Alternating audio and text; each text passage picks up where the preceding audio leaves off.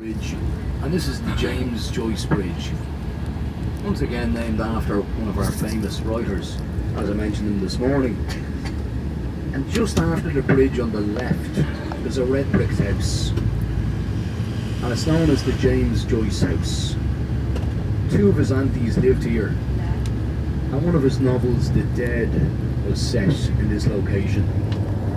So just after the traffic light on the left, and you'll also then see the bridge on the right, dedicated to Joyce.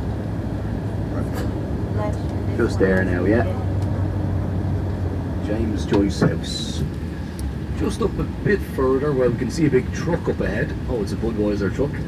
But there is the Guinness factory just up on the left. And Guinness has been here for over 250 years. It was set up by a man called Arthur Guinness, very smart businessman. He signed a 9,000-year lease on this property. So he still has about 8,700 years left. Over the years now, it's been a great employer to the city, great export.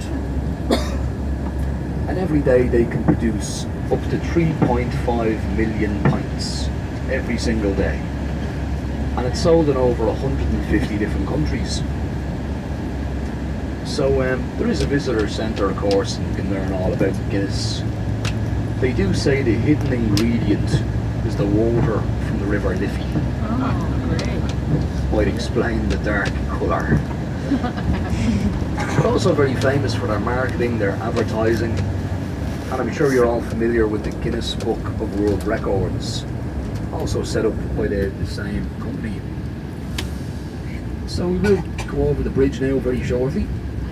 Just up ahead of us on the left, there's a big Victorian building, built back in the 19th century, and it's been renamed after Sean Houston.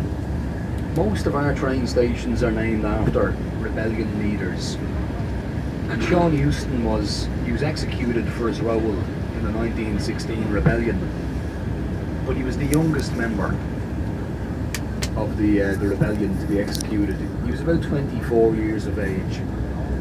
So in recent times, they renamed the building after him. So we're going to head back over the river, as I mentioned. Originally there was two rivers in Dublin. There is an underground river called the Puddle.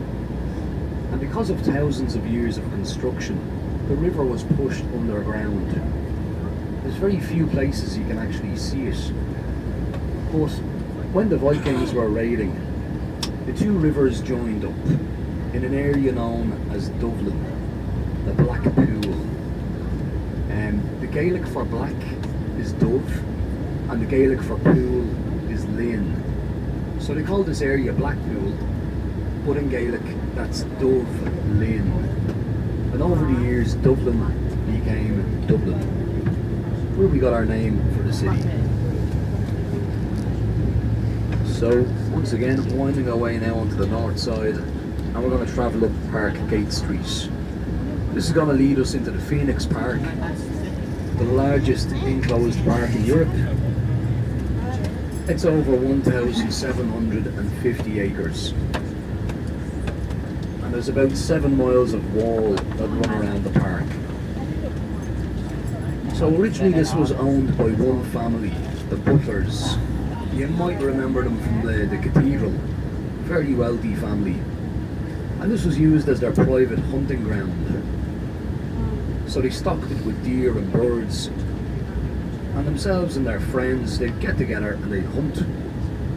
But by the 1700s, they opened it up to the public.